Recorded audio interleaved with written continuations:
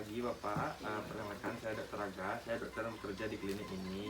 Kalau saya boleh tahu nama Bapak siapa Pak? Mustafa, Dok. Baik, Bapak, umur Bapak berapa? 46. 46. Baik, kalau yang boleh tahu pekerjaan Bapak apa Pak? Wira swasta. Bapak ini sudah menikah apa belum Pak? Belum. Oh, belum. Baik, keluhan Bapak datang memiliki napi nih Pak?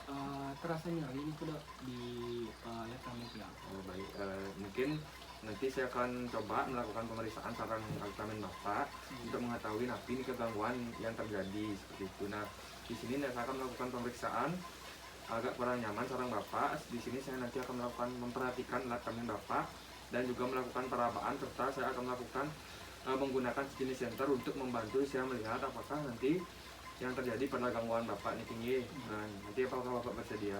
Bersedia. Baik, silakan Bapak menuju ke bed. Kembali saya menyiapkan alat. Baik, di sini saya akan mempersiapkan alat dan bahan.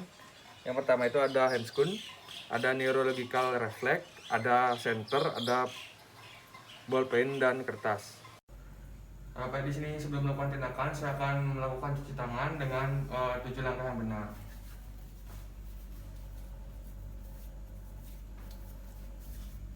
Setelah selesai mencuci tangan, saya akan setelah itu akan memakai handscoon untuk persiapan melakukan tindakan. Bapak, sekarang saya sudah memakai handscoon. Bapak boleh dilepas lengannya, kemudian Bapak berbaring di tempat tidur langsung ini. Sembari saya akan melakukan pemeriksaan.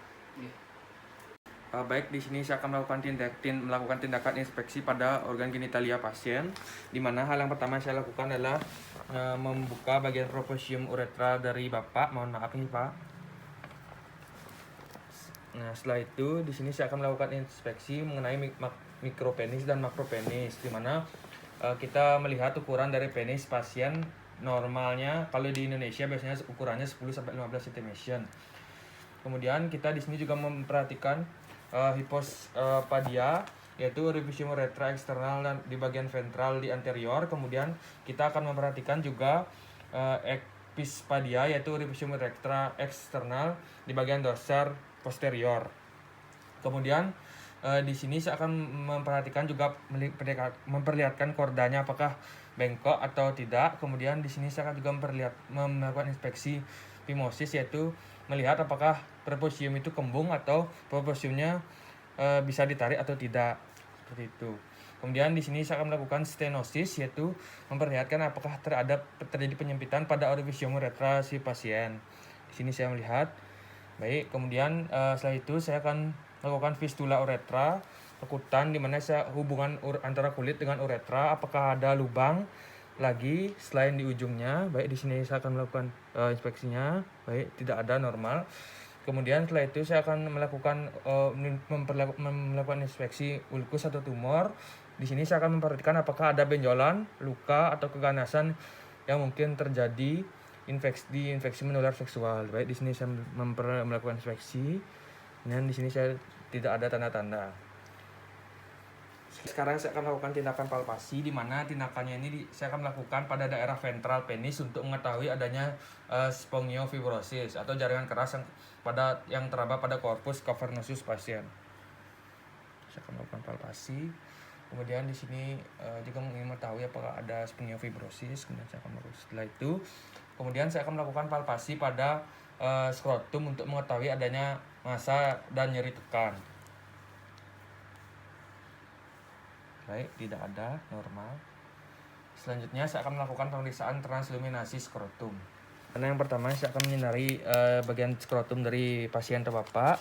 Kemudian saya di sini akan melihat apakah di sini terdapat jika skrotum pasien itu bersinar, maka transluminasinya positif dan terdapat hidrokel. Kemudian kita lihat juga pada skrotum pasien yang lagi satu, jika terlihat bersinar, maka juga transluminasinya positif dan terdapat hidrokel. Jadi saya lihat di sini normal, dan pemeriksaan Bapak sudah selesai. Pemeriksaannya sudah selesai, Bapak boleh merapikan pakaian Bapak, sembari saya akan merapikan alat-alat juga.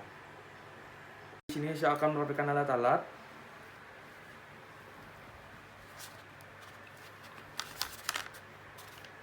Baik, di sini saya akan melepas handscoon.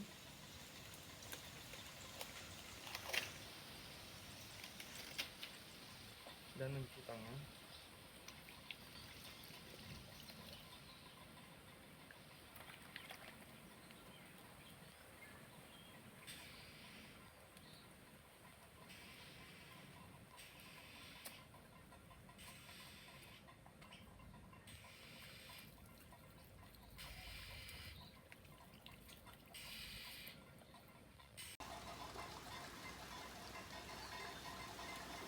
Baik Bapak, di sini dari hasil yang saya dapat dari pemeriksaan tadi, Bapak ini normal, dan Bapak normal, tidak ada tanda-tanda gejala seperti benjolan. Mungkin Bapak ada yang ingin Bapak tanyakan?